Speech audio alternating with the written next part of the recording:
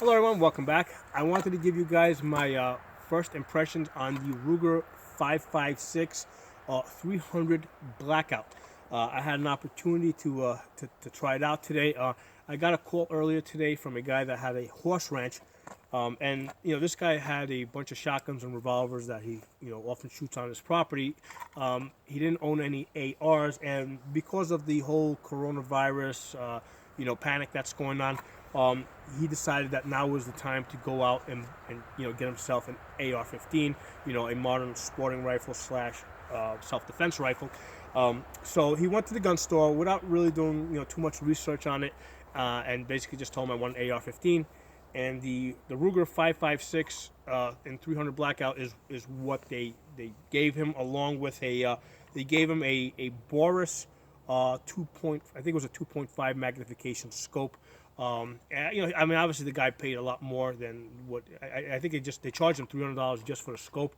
I think that those scopes go for around $100 on Amazon, so definitely overpaid for the scope. I think I'm just kind of going on memory there, I think he paid something like 700 plus. I think 750 for the rifle. I definitely think he overpaid for that. The Ruger 556 usually comes in, I think, somewhere near $500, even less than that. Then again, it is a 300 blackout, so maybe there's a bit of a premium on that. I made the guy aware that, hey, you can also get a 556 upper fur, which will be a little bit easier a little cheaper rather to shoot. And I warned him about making sure he doesn't mix up his ammunition if he decides to do that. But that said, I just wanted to talk a little bit about the rifle. My first impressions, I got to shoot it a little bit. The rifle had it kind of felt similar to my Ruger MPR. I don't have the rifle here. The rifle is at the guy's house, because I was over there. So I don't have the rifle here to show you guys. But the rail was the same. It had the same rail, same thin rail, had the same feel. The barrel was a little bit shorter. It was an 18-inch barrel that had a standard, 16-inch barrel. It had the cheapo wobble stock on it. The MPR comes with the better stock.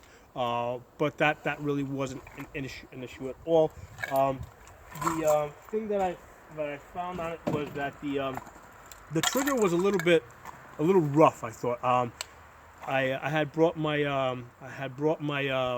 Radical AR with me, and I kind of tested them out side by side. My Radical trigger is a lot smoother. Now it might just be because it's more broken in, but I thought that the Ruger 556 had a somewhat rough trigger.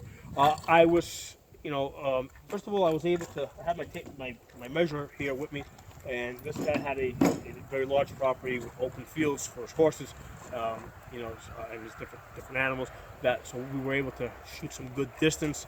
I had him sight in at 20 yards, and the reason why I had him sight in at 20 yards is because because the 300 blackout is very similar to the AK round, to the 7.62x39. So with my AKs, usually if I get a 20-yard zero, I get a second zero at 200 yards.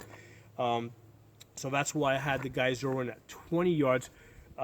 What I did is I then tested it out at 100 yards. At 100 yards with that Ruger 556 300 blackout, I was able to shoot 2.5 inches. Okay, so and I'm sure if I worked with it, got a little bit more comfortable with that trigger, I could probably get it down to 2 inches. But shooting that rifle for the first time, just working with that trigger, I shot 2.5 inches at 100 yards, and I only did that once.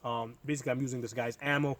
I wasn't there to for me to enjoy myself. I just wanted to see what the capabilities of that rifle were, so that I could then let the guy know, okay, this is what you need to work towards. Okay, he shot I think 3.5 inches at the 100 yards. So the guy was a pretty good shot. I mean, he's shot guns before. I just basically told him that he's got to get a little bit more comfortable with that trigger. I took the rifle out to 200 yards. Right, I measured out 200 yards, and I did a 5-shot group, and basically 5 shots: 1, 2, 3, 4, 5. So I shot a little high from where I wanted to be. At 200 yards, I was hoping that everything would have dropped back down near the center. But it actually came in high, and I shot 5 inches at 200 yards with that Ruger 5.56. And again, I shot a total of well, I did test it out at 30 yards just to see how it was working. So I did one grouping at 100 yards, 2.5 inches. I did one grouping at 200 yards, 5 inches. So I'm seeing a consistent 2.5 MOA. Okay, so you know, which I think is pretty decent. And I think if I worked with the rifle a little bit, you know, I could probably get a little bit better. What I found interesting is that the group stayed high at 200 yards. I did adjust it down a little bit afterwards. What I think was happening there is, you know, I think that maybe the rifle, you know, because he didn't have like a standard red dot. I don't think that he had the standard 2.5 inches height over bore. So I think that might have something to do with why the 20-yard zero didn't give me an automatic zero at 200 yards. And then what I did with this, you know, after I shot this group, I basically lowered it 2 clicks, which would bring it down to center. I mean, the guy didn't have a whole lot of ammo. He wasn't able to buy a whole lot of ammo, so I didn't want to shoot it again because we shot a total of 40 rounds, and then the guy still had 40 rounds, so I didn't want to go into the next box. So that's why, you know, I just lowered it by 2 clicks, which you know, from my experience, I know that should bring it right about where it needs to be.